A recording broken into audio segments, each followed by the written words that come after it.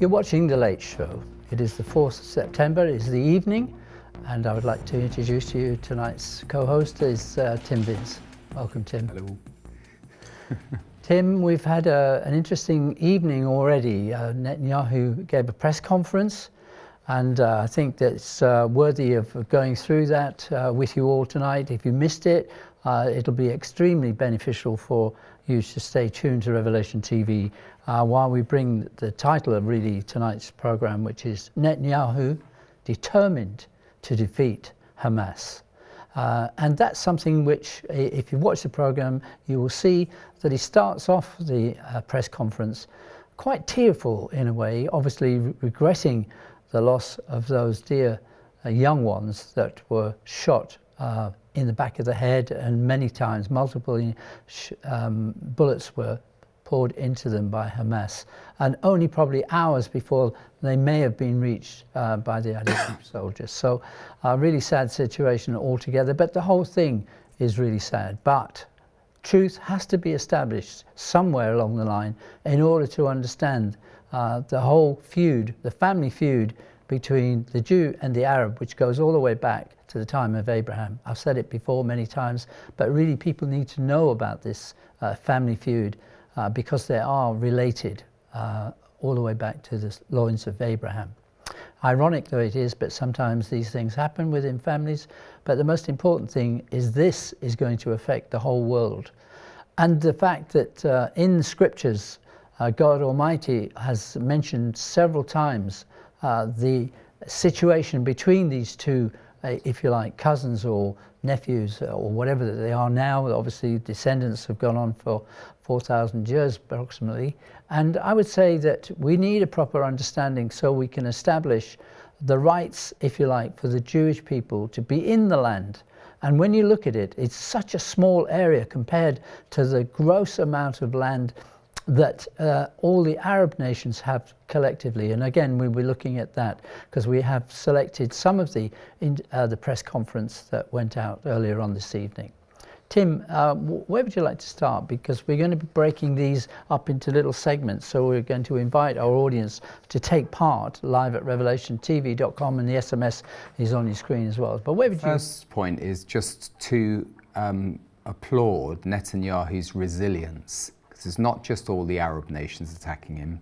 He's got attacks from within his own parliament. He's obviously a skilled politician. But he's got the whole world, the UN against him. And now he's got Britain on three fronts. It's not only what was announced yesterday, which was they're going to withdraw the export licenses on equipment, which is nasty, it's spiteful.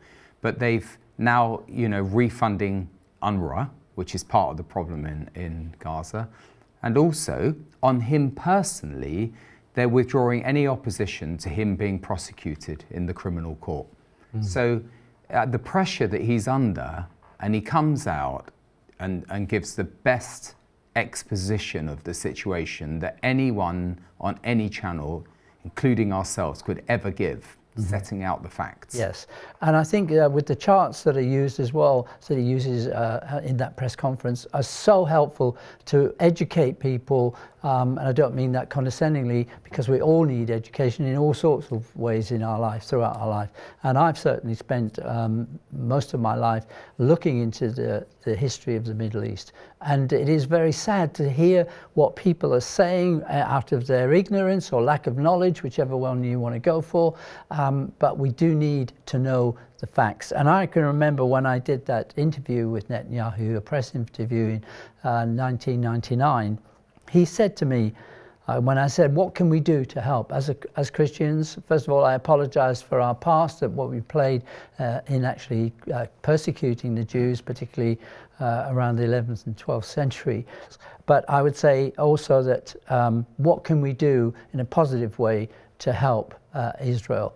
And he said to me, establish the truth. There's a web of lies out there, and it always starts with maligning the Jewish people. And they, for thousands of years, through the pogroms and everything else, they have been traversing land and sea without a home, and kicked out by different nations like the Babylonians. They were led into captivity, but they came back through Cyrus the Great. Ironically, the Persian leader at the time. But obviously the Persian leader of today, the Ayatollah, wants the death to all Jews, from the river to the sea and across the whole nations. But let's have a look perhaps at the very first clip. What do you think? It's very emotional, and Netanyahu, you see, the world will portray him, look, as some despot or some, you know, megalomaniac. He's a human being. He meets families who have just lost loved ones. He lost his own brother in the Entebbe raid. He knows what it means, and I thought it was very, very human. And of course it's in English, so I'm hoping the British government and the Foreign Office are watching it and analysing what he's saying. So let's start with the first clip. It's very short, it's 2 minutes. It's talking about the murder of the hostages. On October 7th, we experienced the worst savagery in this century.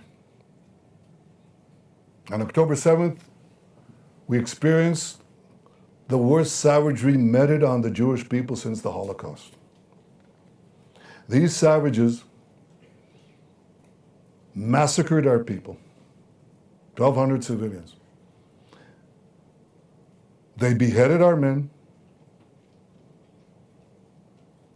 They raped our women and then murdered them. They burned babies alive. They took 255 of our people hostages to their underground dungeons.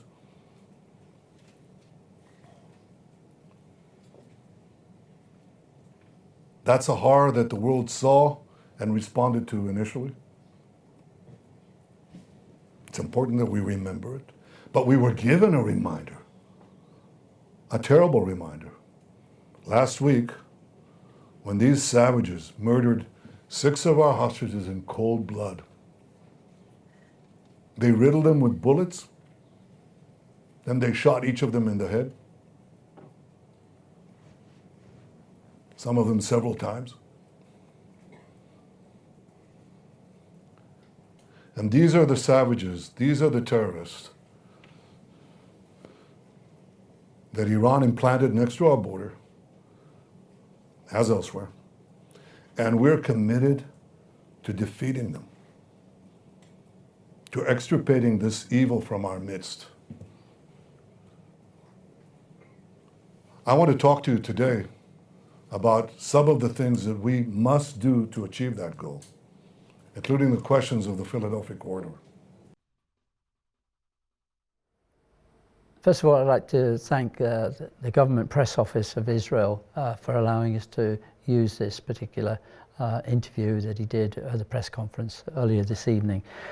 So there was quite an emotional start there from Netanyahu. In fact, when he first came on, we're only showing little bits of the interview or the press conference. I thought he was going to resign from the way he first started.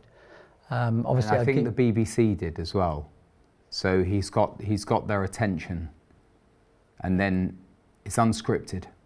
Yeah, he's a genius, really. Unscripted on such a sensitive issue, with everyone poring over every word, and it's unscripted. Yes, he isn't using any auto cues, which we find, as I say, I've had my say on that many times from the people in leadership. They just don't speak from the heart, and Netanyahu does speak very clearly from the heart. And he's a very clever man. He's very astute, yes, but he's also quite sensitive. But he's very firm and determined, as you will find out through this particular press conference, that he's very determined to finish the job, which was a surprise to me, to be honest, when having seen the intro that he just made. As I say, we're actually going through this. We're inviting emails live at revelationtv.com. Want your sort of opinion. Should Netanyahu give up everything in order to really save or do a deal with Hamas for the sake of saving the lives? This might sound very cruel or selfish, saving the lives of the remaining hostages, or saving the lives of the whole of Israel, as it were. There is a a principle here, isn't it, when we're in times of war, that many will lose their lives in order to save their cause or their country, and especially when it comes to the Jewish people, saving the whole nation and the people of but Israel. of course, they were so close. That's the tragedy. You know, that guy that they rescued last week, one guy, that was a miracle. And they were literally feet away from saving those 6. And you see the cowards that they were, the Hamas cowards, they just shot them and ran. Yeah. Okay, we go to the next clip as well, the context to the size of Israel against the Middle East, which we've spoken about many times, and it just puts it into perspective. Let's have a look at this next one. I want to give your readers and viewers some context, because often you see maps of Israel, you think it's a Goliath. Well, I'd like to give you first an overview of where Israel is. This is the Middle East, and this is the entire Arab world, and this is Israel. It's one of the world's tiniest countries. I give it the thumb test. This is a big one, so you need a bigger thumb. But it's a tiny country. It's one of the tiniest countries on the planet. It's, I think, 1/10 of 1% of the territory of the Arab world. Maybe I'm wrong, maybe it's 2/10 of 1%. It goes from the river is right here, that's the Jordan River, to the sea, the Mediterranean Sea. So when Hamas is talking about liberating Palestine from the river to the sea, basically what they're saying is destroy Israel. And the entire width of this is probably around the width of the Washington Beltway. It's all together, it's its widest point, about 50 miles, right here. Tiny. And here's Gaza there. This is the red thing that you see here. That's Gaza. Now I want to zoom in. When I zoom in, remember how tiny this is. Remember the distances here. Now take a look. Here it is enlarged. This is Israel. This is the Mediterranean Sea. The Jordan River is right here. This is Egypt and the Sinai Desert. Now look at Gaza. Where is Gaza? Gaza is implanted in this tiny country, 30 miles from Tel Aviv, 40 miles from our capital, Jerusalem, 30 miles from Beersheba. These are 3 of Israel's largest cities. Gaza is within spitting distance to them. Israel, up to the disengagement agreement of 2005, Israel controlled this border under an agreement with Egypt after the Camp David peace accords. We controlled this part, which is called the Philadelphi Corridor. I'll talk to you about that in a minute. Right down to Eilat in the Red Sea. This was our border. And while there was, I would say, a minimal amount of terrorism, we didn't really face a big problem. That's your feeling. We'll go back to some of those maps because we've also got copies of them. But let's read a few of your texts and emails. First one is from Cynthia. Where is our government coming from? I just wonder, as Keir Starmer's wife is Jewish, his kids are being brought up in the Jewish faith. Sorry, but we have a Prime Minister that's living in La La La, and that's to do with the cancelling of the licence. Linda and Wayne say Benjamin Netanyahu is standing in the gap. Where is the born-again church on the world stage defending Israel? He is standing before Satan for Israel's sake. God is backing him as the right man for this job, a very courageous man. And then Eddie writes, good evening, Tim and Howard. Why do human rights groups only condemn Netanyahu? Well, if you were the devil, you would want to get him out of the way as quickly as possible. Absolutely, because he's the man for the job, but he is, for such a time as this, yeah. He's the man. After 6 Jewish hostages were murdered by Hamas, no so-called human rights organizations had a word to say about the latest Hamas executions. Yeah. Well said, Eddie. Murder most foul was followed by cat got your tongue silence from Amnesty International, Oxfam and all the others. You are absolutely right. It's an absolute disgrace. Genesis 12 verse 3, Esther writes, those who bless Israel will be blessed and those who curse them will be cursed. Are we already under God's judgment with immigrants and stabbings? We need to pray for the peace of Jerusalem, and it's a command by God himself. And the church needs to wake up to what's happening. Thanks for bringing the truth. There you are. We can read some more later. Yep. And then Mr. M just said, look, I've been reading Gordon Petty's book on Gaza. It opens your eyes more about the satanic forces around us. Hamas leaders have kept all the aid sent to them, and the Palestinians have not received anything. Yeah, and if they have, it's run by Hamas. They actually are selling it, apparently. I mean, this is hearsay. Well, they are mafia. Back to the people. And you'll see throughout the interviews that we're showing as well, what Netanyahu said, millions of dollars in cash or in Israeli shekels was found in the tunnels over the period of the last, 9 months or whatever it is now, 10 months. Let's go to the next clip. The Philadelphia Corridor is very important, and the reasons why Israel must hang on to that at all costs, and Netanyahu explains. I want to show you what they've got under Gaza. I didn't show you that, so I want to show you that. Let's zoom in on that a bit more. Here's Gaza Strip enlarged. Again, this is the situation in Gaza before the disengagement of 2005. And the Gaza Strip is firmly under Israeli control. We control the maritime border. You can't smuggle in weapons. They tried, but we stopped it. You control the land border.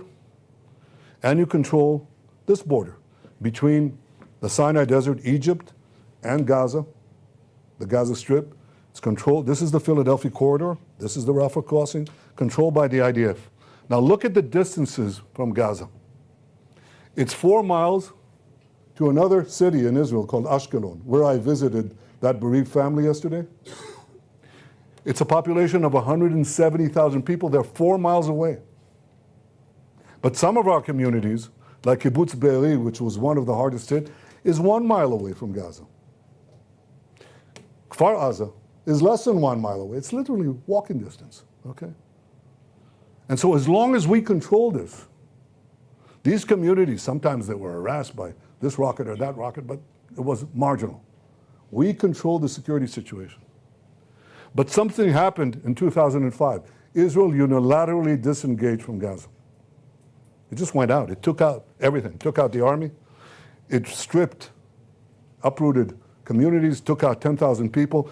The army left the Philadelphia Corridor. Here's what happened. This is Gaza after the disengagement. And Hamas now has a weapon smuggling operation nurtured by Iran, financed by Iran, supplied by Iran, delivered by Iran. And here's what happened. That Philadelphia Corridor became completely porous. The other borders controlled by us. But once this was perforated, even though the policy of Egypt was to prevent it, it didn't necessarily work. It didn't succeed. And this border, once we left our side of the Philadelphia Corridor, rockets went in, missiles went in, drones went in, ammo went in, weapons manufacturing equipment came in, tunnel drilling equipment came in. Once we got out, once we left the Philadelphia Corridor, Iran could carry out its plan to turn Gaza into a base, a terrorist enclave that would endanger not only the communities around it, but would endanger Tel Aviv, Jerusalem, Beersheba, the entire country of Israel. It became a huge terrorist base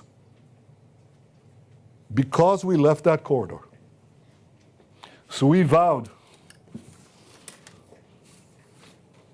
or I would say all this, you have to understand that the centrality of the Philadelphia Corridor to the arming of Gaza, to the arming of Hamas, and this all led to the October 7th massacre, which Hamas has vowed, proudly vowed, to do again and again and again.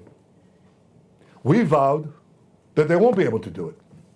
So we set, as far as Gaza is concerned, 3 war goals. The first war goal was to destroy Hamas's military and governing capabilities. The second was to free our hostages. And the third was to ensure that Gaza never again poses a threat to Israel. And all three of those goals, all three of them, go through Israel's control of the Philadelphi Corridor. And it's obvious why. You want to destroy Hamas's military and governing capabilities, you can't let Hamas rearm. It's obvious. So you have to control the corridor.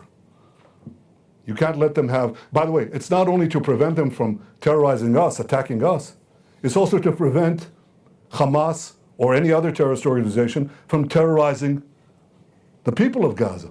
Gaza cannot have a future if Gaza remains porous and you can enable rearmament of terrorists through the Philadelphi Corridor. The second thing is to release the hostages. First of all, you can't prevent, if you leave this corridor, you can't prevent Hamas from not only not smuggling weapons in, you can't prevent them from not smuggling terrorist hostages out. It's walking distance, nothing. They can easily smuggle hostages out here to the Sinai Desert in Egypt. They disappear. It's crossing distance. The distance is nothing. It's meters away. They cross the barrier above ground. They don't even have to go underground. They disappear in the Sinai, and then they end up in Iran or in Yemen. They're gone forever.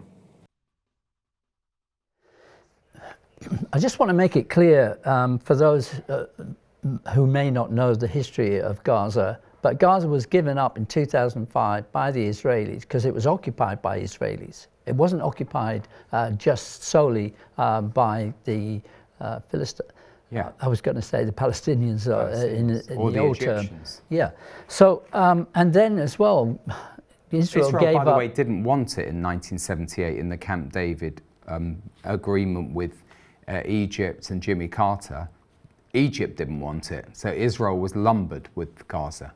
But then Israel gave up the Sinai Desert as well for the peace accord, wasn't it? Yeah, and they wanted to give up Gaza as well. Yeah. Yeah. So, just to get to make that clear. Now, we're going to be going to part 2 of the Philadelphia Corridor. As I say, it's important that Israel controls that, because otherwise Hamas, and that's why they're struggling right now, would be kept being fed with ammunition, all the different things that Iran was smuggling in, and also the people that were being smuggled out. Some of the Hamas leaders were getting smuggled out and going to Iran or to wherever, or to Saudi or whatever. Interesting, after October the 7th, there was about a month's grace before Israel went in. They didn't go in immediately, and they went in the north and from the sides. I think to give people an opportunity, if they wanted to, leave. So they left that Philadelphia corridor open. Excuse me. But now it's a matter of completely wiping out Hamas. And he's absolutely right. There is no hope for peace for the Palestinian people if they're not rid of those wicked rulers. Yes. So let's go to part 2 of the Philadelphia Corridor. I want to show you what they've got under Gaza. I didn't show you that. So I want to show you that. This is what they have under the Philadelphia Corridor, just so you understand the supply lines we're talking about. This is one of the tunnels there. Look at the engineering. Look at the investment here. Look at what they've got. We've got dozens of such tunnels underneath the Philadelphia Corridor.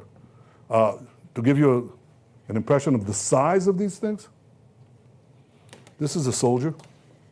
This is a tunnel. You could drive a truck through this. Yeah, indeed, you could. Here's a truck. Or it's a Humvee. This is a huge, huge problem. Now you're just going to walk away. It's obvious we have to control it, right? I think once you see this, you understand that. But then the next question is, okay, you leave and you come back. That's what they tell us, okay? We'll have complete international legitimacy to come back. Sorry, we've gone down that route. We're down that route when we left Lebanon, and people said, you can leave Lebanon and you can come back. The first time they fire a rocket, you can come back. The world will support you. It didn't. And we've been out of Lebanon for 24 years. They said the same thing when we left Gaza in the disengagement. They said, You can leave. And the first rocket, I remember Sharon, Prime Minister Sharon said this to me.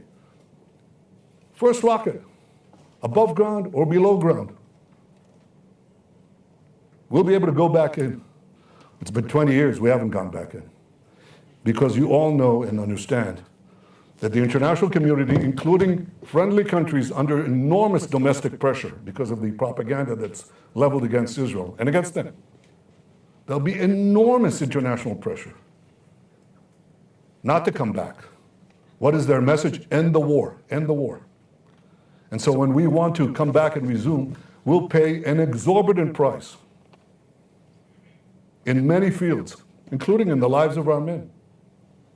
To come back, it's not just a military question. It's a military, political, strategic question.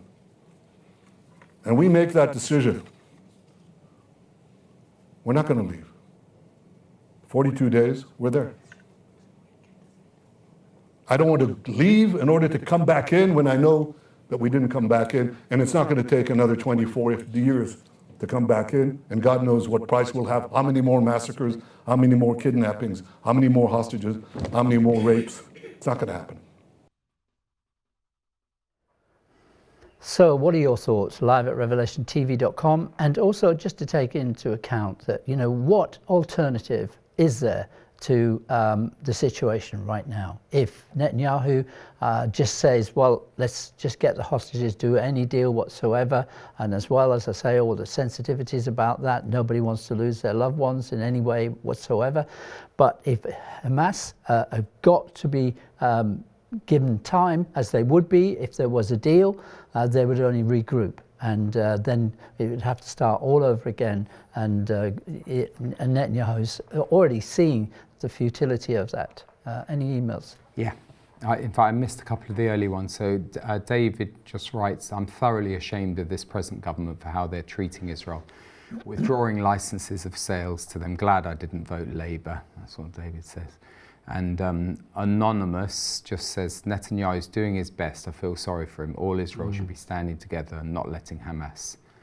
Yes. God bless Israel. And Rev TV. And Tricia just says, please pray for Israel tonight. And then going on, we have Cynthia again. I know that Benjamin Netanyahu will do the right thing for his country. I just pray that the USA does not abandon him. It's obvious that Keir Starmer is in agreement with Lamy. We should all be standing up for Israel. Debbie says, can you not imagine the carnage that will follow in Israel if Netanyahu gives in? Giving up will be like the Western world is for Hamas, giving them a green light to do their worst. They would not tolerate this in their own backyard. I think it's talking about us. And then Norma says, the only leader in the Western world, Netanyahu, how awesome it would be if Israel could do an Entebbe raid to rescue the hostages. I'm ashamed of my own nation. And then Chris says, our Jewish brothers and their Arab Muslim brothers both reject Jesus the Christ. So who gets eternal life from the Christian point of view? There's only one way to be saved.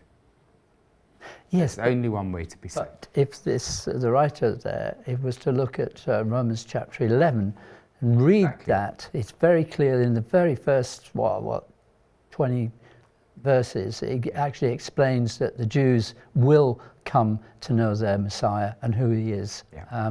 But has God finished with Israel? By no means. Yeah, he has not rejected his people, Israel. And in fact, it's only because we have been given the opportunity, the Gentiles have been given the opportunity, whilst nation is blinded for a time, in the most part. There are many Jews that do believe in Jesus Christ, Yeshua HaMashiach, as their Messiah, but the majority are still blinded to that. But the interesting thing, I don't know whether we've included it in tonight, but Netanyahu actually mentioned the other day that he actually said maybe it'll take the Messiah to actually come and sort this all out. The only leader in the world would ever even mention that the Messiah really has a part to play in this. And when we read scriptures like Joel, it says in chapter 3, for behold, in those days at that time when I restore the fortunes of Judah and Jerusalem, I will gather all the nations and bring them down to the valley of Jehoshaphat. Then I will enter into judgment with these nations, and on behalf of my people Israel and my inheritance Israel, whom have been scattered amongst the nations, and they've divided up my land. These nations have divided up my land, and they also have cast lots for my people, etc. And then if you read the book of Malachi as well, and obviously, and then Zechariah, there's so many scriptures in the Bible that talk about God knowing what's going to happen in these last days, and that all the nations would come against Israel. All the nations, even those who are saying, we're standing with you, we're standing with you. They'll get to the extent of end of the support for Israel, and then all hell lets loose against the enemies of Israel, for once and for all. And also, just answering that previous email, I mean, he even says in the prophets, even though they reject me, I will not reject them. And in Isaiah 42, it says, I will lead the blind by ways they know not. I will make darkness light before them. They're in darkness. And then he says, this I will do, and I will not forsake them. Mm. But you know, interesting that Netanyahu, out of all probably the government and those who are sharing power, probably don't even mention the Messiah. But he does. He actually sees it. It's in his heart. I can see that. He's probably the first Israeli leader to really open up to evangelicals in America. So that goes back probably 30 years. Yes. And that is significant at a time when it really was sticking his neck out. You could be completely cancelled for doing that. Yes. He's extended a hand of friendship for decades. Very good. Okay, Hamas is the obstacle really in the way of going forward, and that's why there cannot be a deal. Have a look at this. The real obstacle to making a deal is not Israel. And it's not me. It's Hamas. It's Sinwar. On April 27th, I put forward a proposal by Israel, which Secretary Blinken called extremely generous. On May 31st, having met Blinken again, I said we agreed to the US-backed proposal, and Hamas refused. On August 16th, the US brought forth what they call the final bridging proposal. Again, we accepted, Hamas refused. On August 19th, Secretary Blinken said, Israel accepted the US proposal, now Hamas has to do the same. On August 28th, that's a week ago, the deputy CIA director said, Israel showed seriousness in the negotiations, now Hamas must make the deal. This was last week. So I ask you, what has changed? What has changed in this week?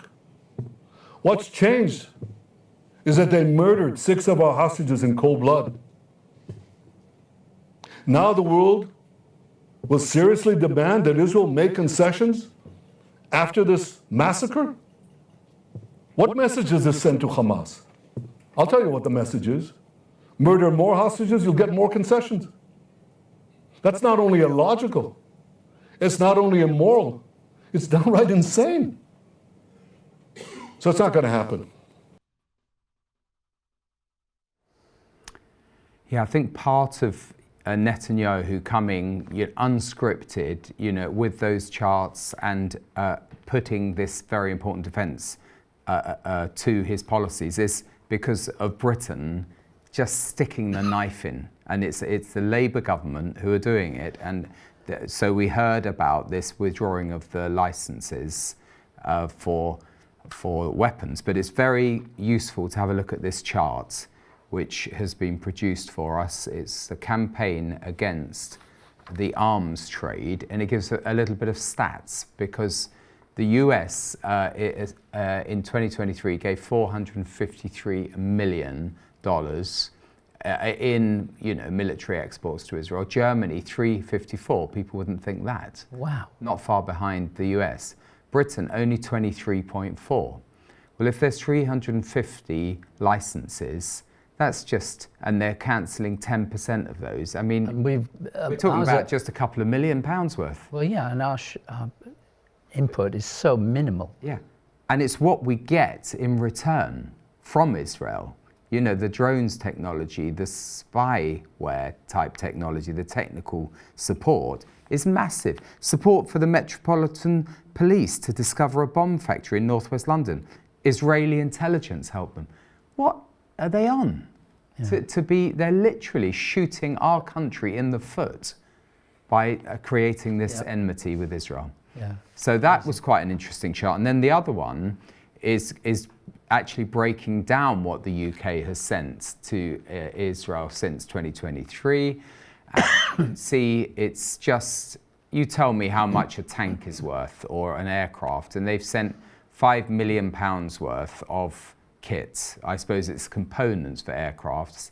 It's nothing. So why are we doing it? It's just to placate Jeremy Corbyn's new band of pro-Gaza MPs, and the fact that this is in the Daily Mail, Howard, if I could just read. Is there not a connection to the political situation with regards to whom certain people are actually representing parts of the Muslim communities? Yeah, exactly. Who obviously want some sort of retribution. Totally. So in the Daily Mail, page 16, I think you picked this out this morning, we didn't get onto it, but in 37 constituencies in July's election, more than 20% of voters are Muslim. So that's basically will carry the day in 37 constituencies. In 73 seats, the Muslim population was between 10 and 20%. Taken as a whole, there is an electorally significant Muslim population in 110 constituencies.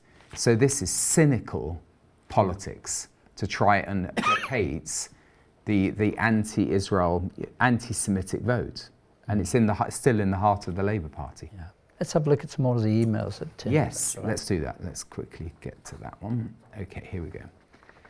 So John asks, could you have a prayer time for Israel and Britain on Revelation T for Christians who love Israel and Britain? We could say amen to prayers for just a few minutes. So that is a good suggestion for a programme, actually. Absolutely. Or for one of the programmes to be dedicated to that. Good, and also really people can write in with their prayers as well. Yeah, exactly. Susan writes, it's time for true Christians to come together and speak loudly and strongly in support of Israel.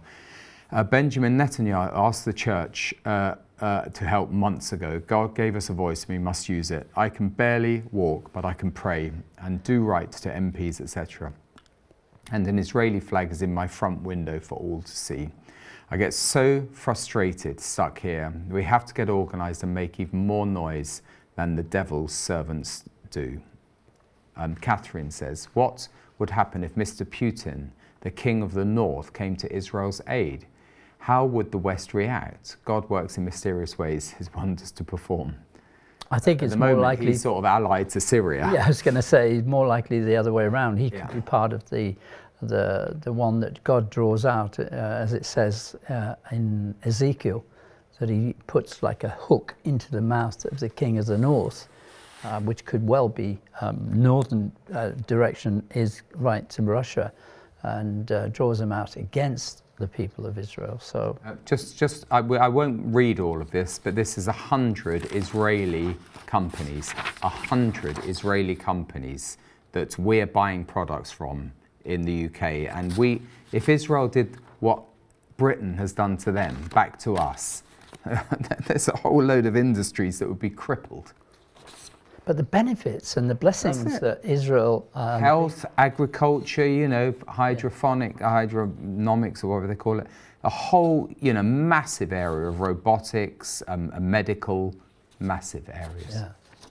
Farming and everything, all the benefits that have been passed on to like places in Africa which find it hard to grow certain crops, or they're blighted for one reason or another. Israel has the remedies for those, and also the fact it's quite impressive, fish farming in brackish water, which fish would normally never survive in. Israel's come up with an answer for that.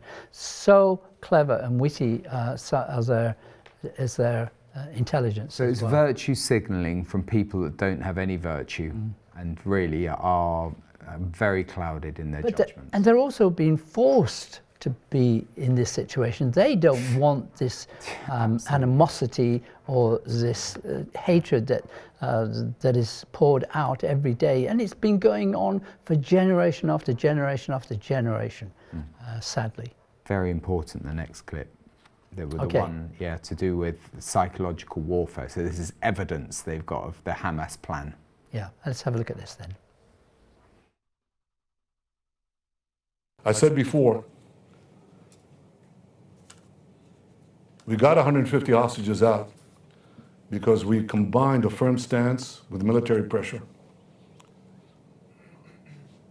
And I said that Hamas, after that, relied on international pressure, but it had weakened. And then we went into Rafah and the Philadelphi Corridor, so it got strengthened. And they were beginning to balk. A condition that they said they'd never accept, a red line, is that we must commit to getting out of Gaza and enabling Hamas basically to take over Gaza again. End the war, get out, let them retake Gaza. That's obviously something we couldn't do. They said there'll never be a deal. Well, they started caving in there after we took the Philadelphia Corridor. And then they started backing off. You know why they waited? Why they started backing off? Because they waited for Iran to start a general war with Israel. That didn't happen. So then they waited for Hezbollah to start a general war with Israel. That didn't happen either. So now they resort to the final tactic. They're going to sow discord and create international pressure, again using the hostages, even after the murder. And this is something that's not new because they started this a year ago. You should see this. I mean, this is their tactic. This is Hamas orders for psychological warfare found in Hamas underground command post on January 29th. That's right after the beginning of the war, 2024. And this is the original document in Arabic. Our soldiers found it. And here's what it says. Push photos and videos of hostages. Put it out in the media. Because that creates enormous psychological pressure. Who's not affected by it? Any human being seeing these souls, these girls, these people, young people from those dungeons, you're affected by it. Second, increase psychological pressure on defense minister. Third, continue blaming Netanyahu. And fourth, claim ground operation will not release hostages. That's Hamas's, that's not only their talking points, it's their strategy. And their idea is this will sow internal discord and increase international pressure on Israel. That's what they hope to achieve. And they think this will happen. Well, it won't happen. I can tell you why it won't happen. I'll tell you why they'll fail. Because overwhelmingly, the people of Israel are united. They understand everything that I said here. Overwhelmingly. You should know that. It's important. And the second thing is, we're committed to achieving our goals. All three goals. Destroying Hamas's military and governing capabilities, releasing all our hostages, and ensuring that Gaza does not become a threat to Israel anymore. And all these require standing firm on the things that will ensure the achievement of these goals. And with God's help, and with our people's will, and with the courage of our soldiers, we'll achieve all goals. When you think of times of war, let's go back to the Second World War, for example.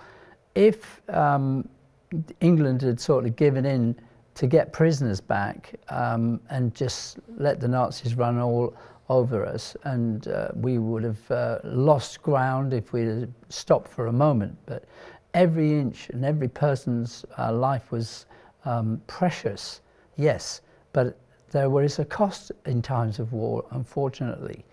And I don't think Netanyahu or Israel itself has any other chance but to continue to get rid or conquer or some way bring Hamas to an end, especially inside Gaza, because things are not going to change. And there's all sorts of other things that need to be sorted, and how it all ends. Well, we know from Scripture how it all ends, but even in the meantime, it's going to cause so much distress and so much heartache. But the determination here, I think, is right. Do you think Netanyahu is wrong to be so determined to remove Hamas from Gaza?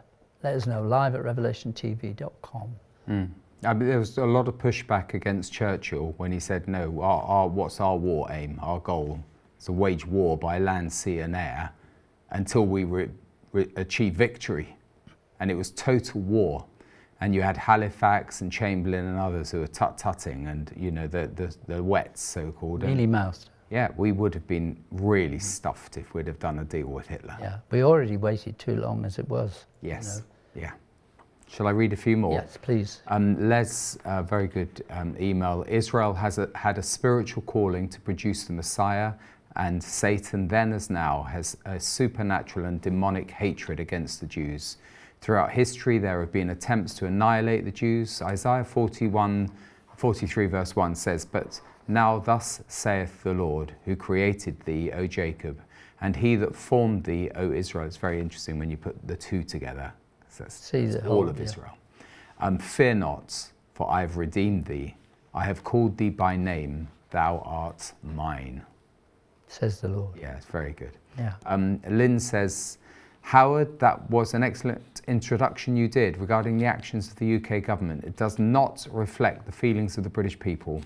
I wonder what the World War II generation," in fact, I hadn't seen this when you said what you said. "I wonder what the World War II generation would say if they could see what they've done. I pray for Prime Minister Netanyahu and for the IDF, our present government, should understand that the God of Israel never slumbers and sleeps."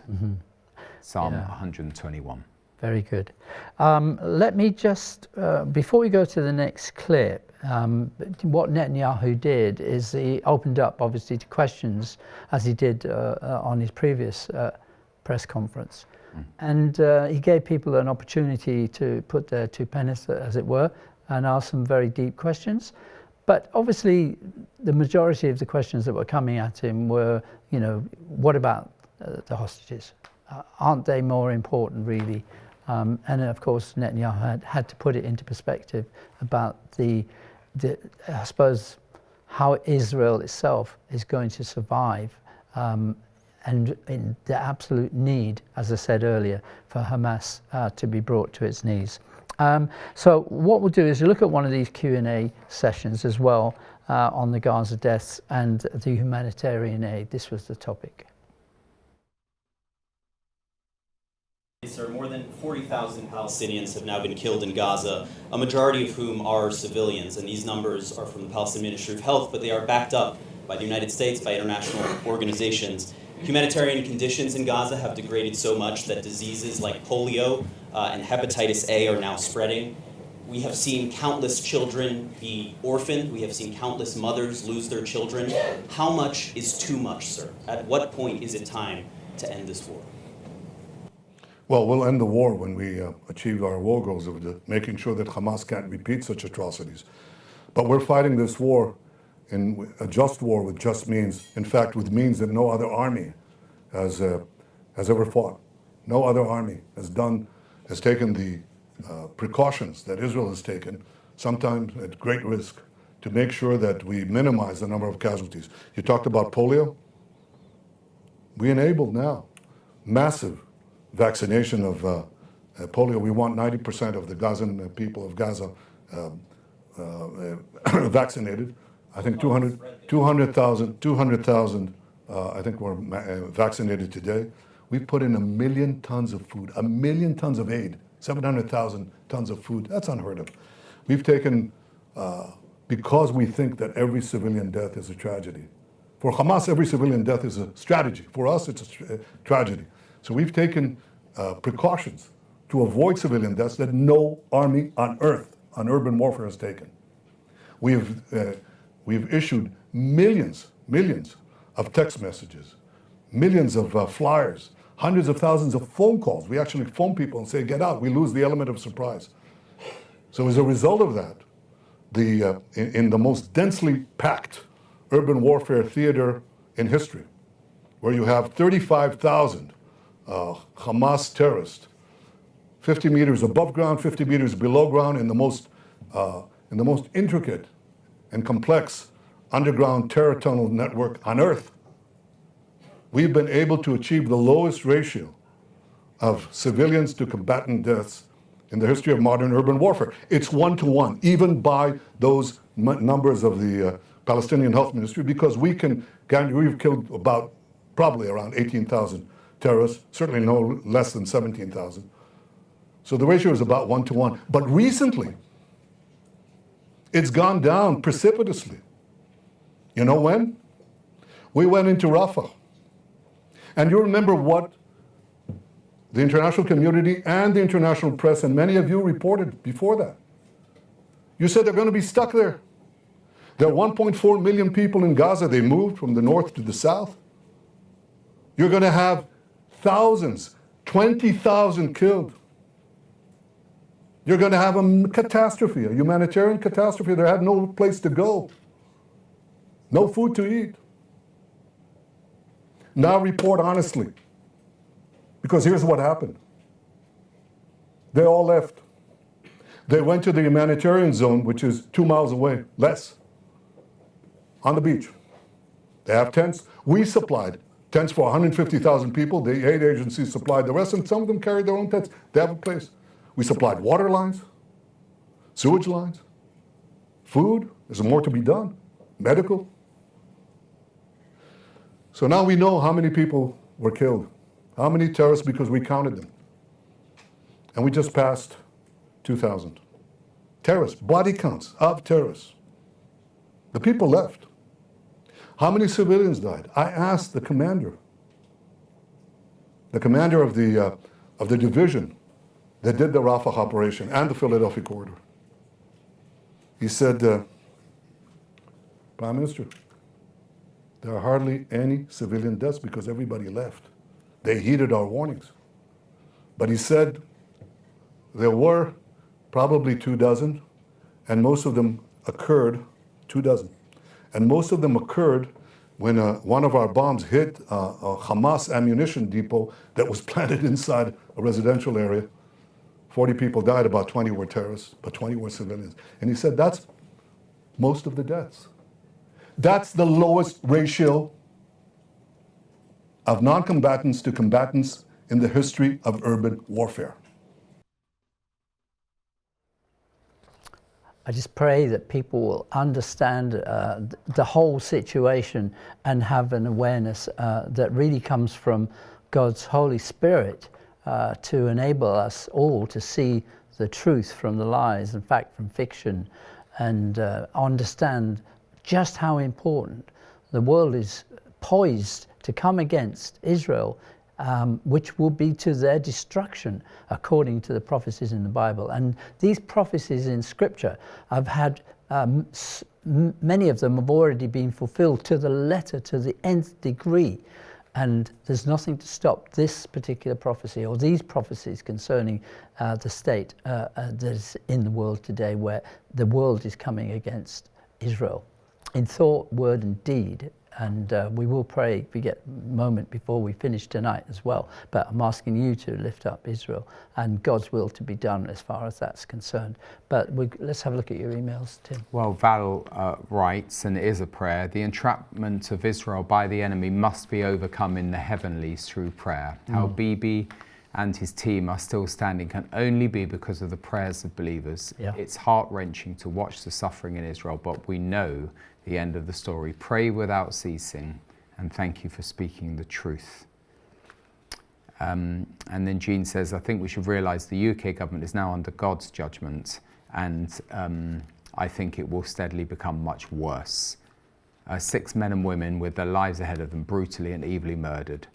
Netanyahu is 100% correct. You cannot negotiate with evil. By the way, Simon and Reagan are on tonight, and they are so that's immediately following this programme, and their topic is what is the plight of the remaining Israeli hostages.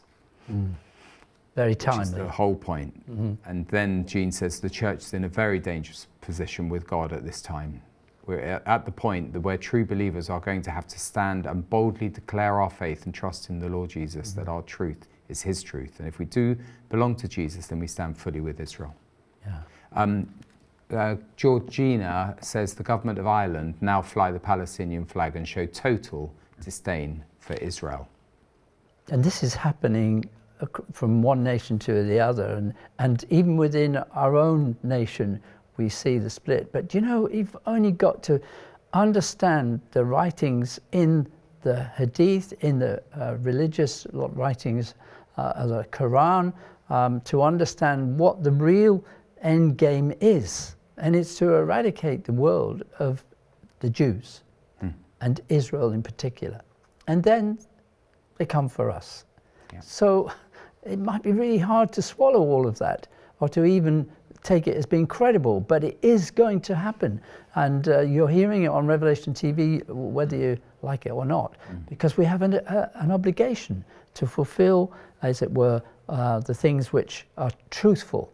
And the scriptures bear this out. Whereas if you were to look at the motives of Hamas, Iran, Hezbollah, and all those that are following Muhammad and his particular teachings, are totally, completely opposite to the biblical account of God's laws and principles. By the way, Howard, I've hardly touched on the emails. I only got as far as 2132. Oh, go. I'll just read one more. I mean, literally, that's half of the programs of emails. But the main obstacle to peace, Frankie says, is the Palestinian refusal to accept a Jewish state.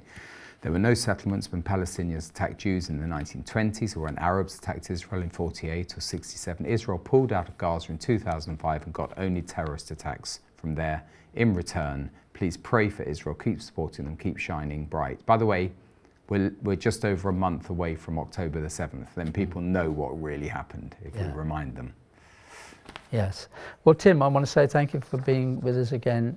Tomorrow as well, by God's grace, we will be here as well. But to all of you at home, just be encouraged. It is very sad these days, but do pray for Israel, for the peace of Jerusalem, and also for the peace for the world, to understand who the Messiah is before it's too late. God bless you, and thank you for being with us.